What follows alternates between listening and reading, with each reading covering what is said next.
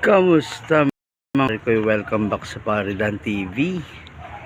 Yun, yan, so pinasyalan ko yung mga luma kong tanim na sili. Yan, isa tong Black Peach Chopentiho na na-accidentally cross yata yan nung ibang variety.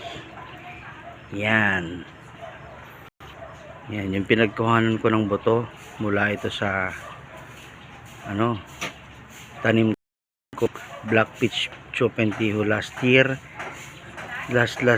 pa. Katabi niya dati Devil's Tongue Orange.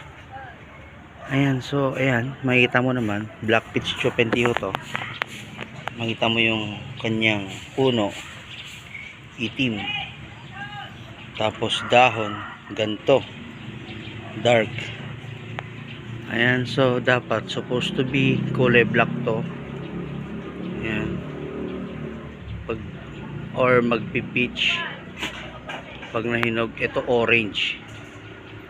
Ayan, so susubukan nating itanim yung buto na manggagaling dito. Ayan, titignan natin kung ano yung kulay na maibubunga niya o mag-iiba ba ng hugis.